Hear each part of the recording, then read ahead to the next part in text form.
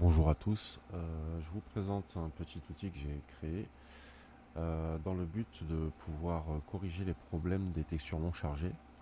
Donc cela arrive quand vous avez par exemple changé de système d'exploitation ou si vous partagez votre projet avec un collectif. Donc il se peut que le répertoire des textures que vous avez fourni ne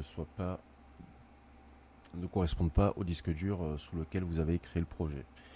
Donc cette solution est universelle, peu importe le système d'exploitation que vous utilisez, que vous soyez sous Ubuntu, Windows ou macOS, cela fonctionnera de la même manière. Donc là, vous constatez une scène avec des textures qui n'ont pas pu être chargées.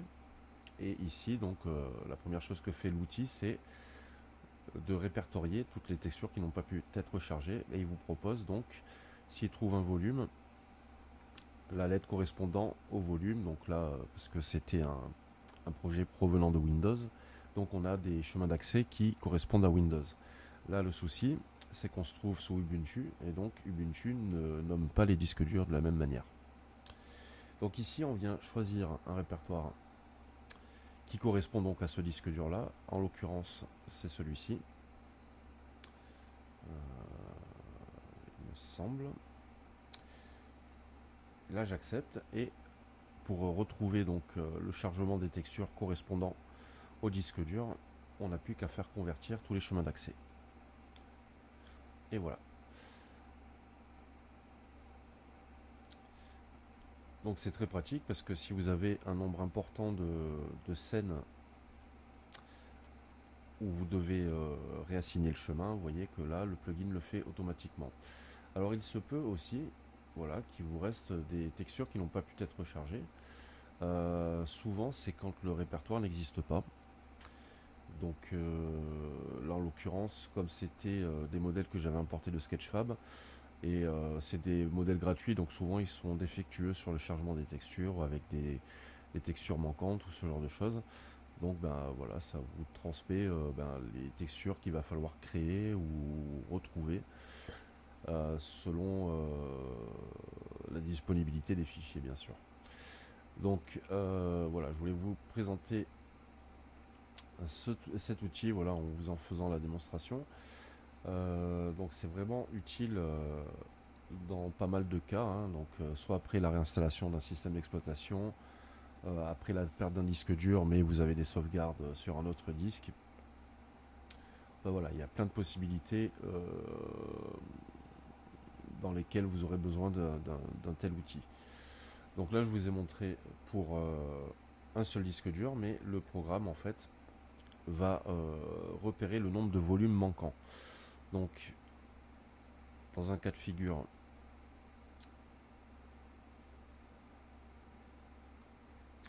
où on a plusieurs textures manquantes, enfin plusieurs volumes où il y a des textures manquantes, par exemple, il me semble que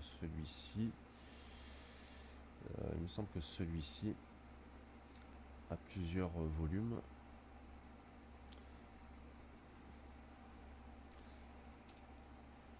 Donc ici on vient dans l'outil migration et vous voyez que effectivement on a une lettre, donc F, deux lettres, G et une troisième lettre, il me semble H sur celui-ci. Oui, en effet il y a un H ici.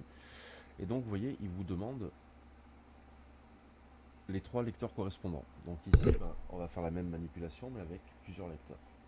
Donc ici on avait dit que le lecteur F, pardon, c'est le nouveau élément. Le disque G,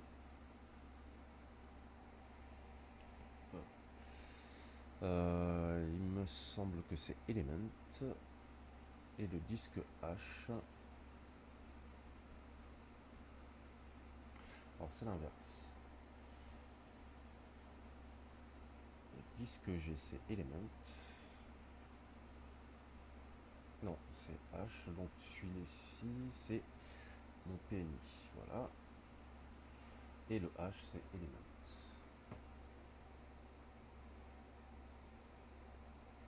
Donc voilà, on a le cas de figure aussi, voilà, où on utilise des disques durs amovibles. Donc PNI et Element sont deux disques amovibles du système. Donc voilà, là j'ai assigné mes trois disques durs correspondant aux 3 lettres qui ont été trouvées dans les textures manquantes. Et on n'a plus qu'à convertir nos chemins d'accès. Et voilà. Et donc, comme je vous ai dit, j'ai constaté que dans ce projet, j'avais effacé un répertoire. Donc c'est le répertoire qui correspond à Urbaniac. Donc c'est un plugin pour Blender. Et donc j'avais supprimé. Voilà. Donc il faudrait que je remette en fin de compte ma bibliothèque Urbaniac à l'endroit du chemin d'accès correspondant. Donc là en l'occurrence il était sur PNI, donc il faudra voilà, que je réinstalle les assets du plugin Urbaniac à cet emplacement pour pouvoir charger correctement les textures. D'ailleurs on va essayer de le faire. Il suffit que je retrouve mes textures Urbaniac.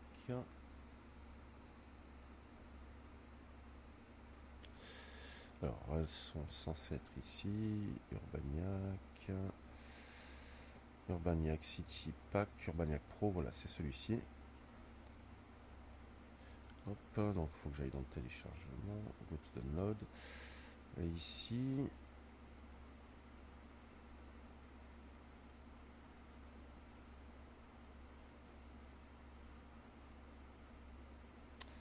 un truc étrange. Click download to file.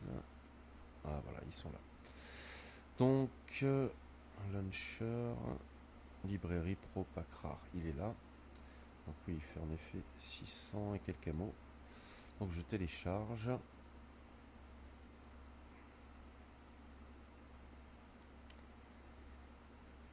Et Urbaniac, ici.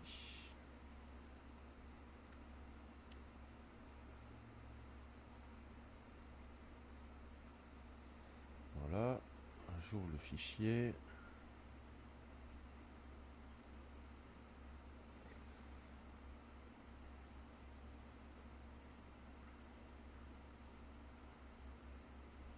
Alors maintenant il faut que je recrée en fait le chemin d'accès pour faire simple.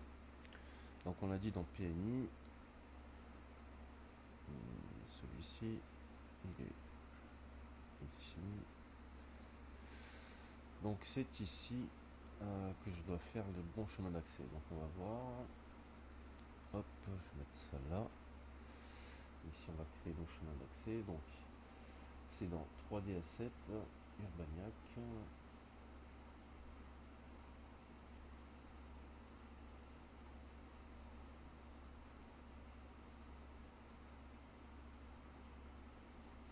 Donc là en fait l'idée c'est je vais faire deux améliorations dans ce programme. La première chose ça va être justement la création comment dire, de la hiérarchie de chemin d'accès, c'est-à-dire par exemple ici on a un fichier manquant du coup dans ce disque dur, donc celui-ci n'a pas pu être trouvé puisque je l'avais effacé, et donc l'idée ça va être de reconstruire à partir donc de la racine du disque, donc PNI Elite c'est la racine du disque, et ici vous voyez on a un premier dossier qui s'appelle 3D Assets et un deuxième dossier Urbaniac Pro, et après on a texture. Donc le fichier texture je l'ai dans le pack que je viens de télécharger. Je vous montre, elle est décompressée ici.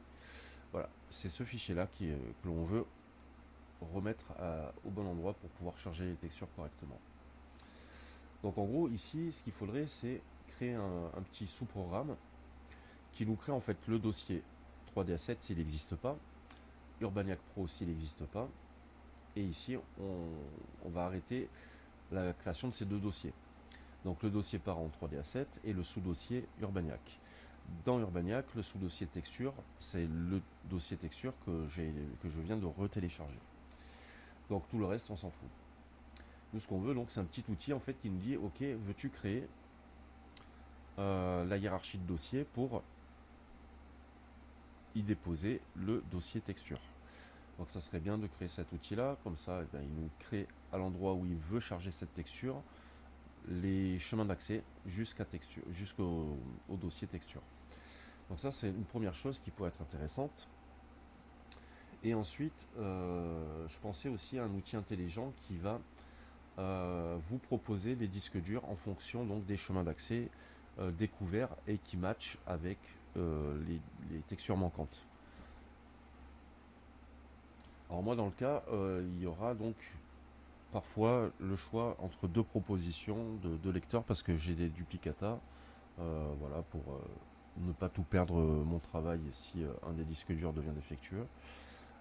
Donc voilà, j'aime bien aussi avoir des duplicata de mes dossiers texture parce que j'ai mis enfin, un temps assez conséquent à créer mes ressources de texture. Donc voilà, j'ai pas envie de tout perdre si un de mes disques durs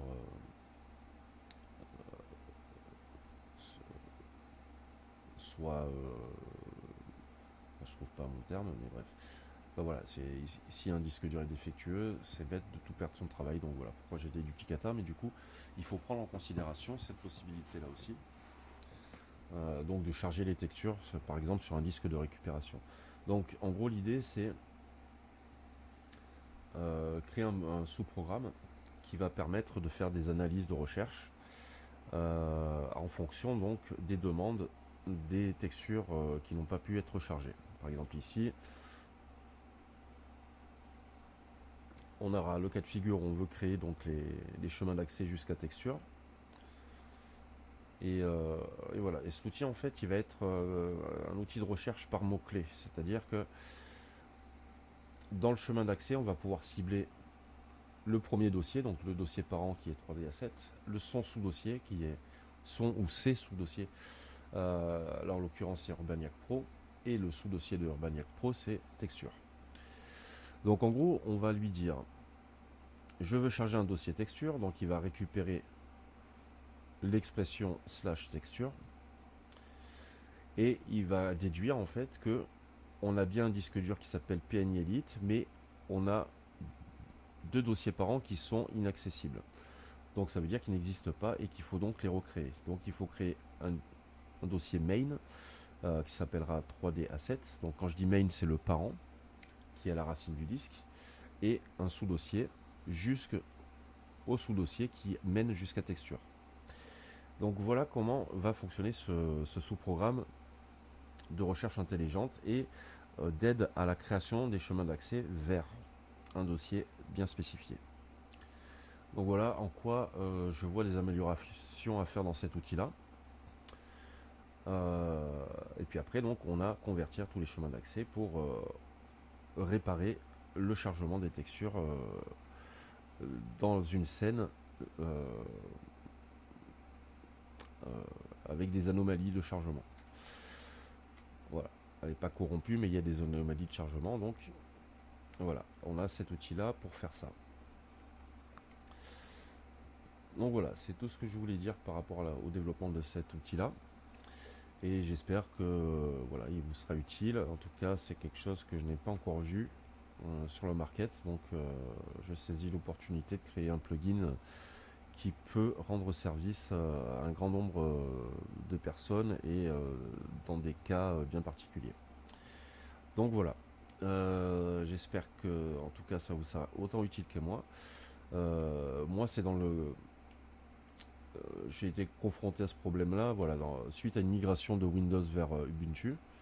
Voilà, on m'a toujours dit que Ubuntu était plus performant, enfin en tout cas Linux était plus performant avec Blender, et donc c'est vrai que je le trouve plus stable. Il y a moins de micro-chargement, enfin il y a pas mal d'avantages de migrer vers Ubuntu. Puis voilà, c'était aussi pour tester Vulkan, parce que du coup là on est dans UPBGE, donc une branche dédiée aux jeux vidéo du logiciel Blender. Et apparemment donc voilà, Vulkan fonctionne sous Ubuntu, pas encore sous Windows, mais en tout cas sous Ubuntu, voilà, je tourne sous Vulkan. Vous voyez qu'ici mon backend.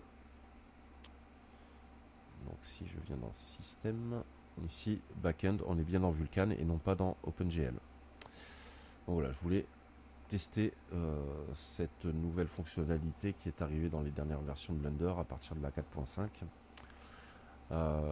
Et voilà, donc du coup c'est intéressant de travailler sous Vulkan et de voir, voilà, de changer un petit peu de changer ma zone de confort, parce que sous Windows ça allait bien. Et voilà, je voulais changer de système d'exploitation parce que Windows, voilà, commençait à me- à ne plus me satisfaire sur pas mal de points. Et voilà, il fallait que je trouve une alternative. Et du coup, voilà, après les dernières mises à jour, Windows est devenu très instable sur mon système. Donc en attendant que je trouve une version plus stable des dernières versions de Windows, voilà, je vais rester sur Ubuntu pendant un bon moment. Et voilà, puis ça fait pas de mal de changer de logiciel d'exploitation de temps en temps. Ça permet de voir les choses sous un autre angle. Mais pour l'instant, voilà, j'arrive à faire pas mal de choses intéressantes. Par exemple, voilà, j'ai essayé Steam enfin j'ai essayé mes jeux avec Steam sous Ubuntu. Et graphiquement, c'est voilà, c'est kiff kiff. Et donc tout passe par Vulkan, hein, du coup, parce que on utilise l'interface Proton pour faire tourner les applications Windows. Alors ça marche pas avec tout, c'est pas 100% compatible avec tous les jeux, mais en tout cas la plupart d'entre eux que j'ai essayé sont aussi bien sous Ubuntu que sous Windows. Donc voilà, c'était pour un petit retour d'un nouvel utilisateur Ubuntu.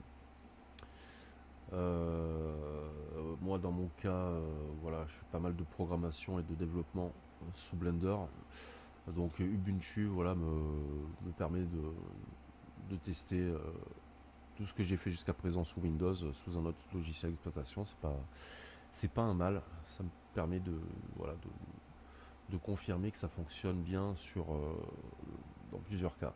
Malheureusement, j'ai pas de quoi tester sur macOS. Mais voilà, si vous êtes des utilisateurs Mac, n'hésitez pas à me faire vos retours sur mes projets et sur les outils que je développe. Donc voilà, donc ce petit outil s'appelle Migration, pour la bonne et simple raison que voilà, c'est dans ce cas-là que j'ai eu besoin de cet outil.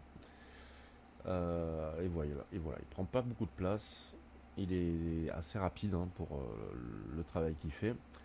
Il vous fait économiser un temps fou pour ce genre de travail, hein. Enfin voilà, on n'a pas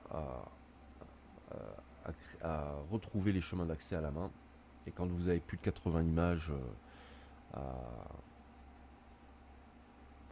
comment dire,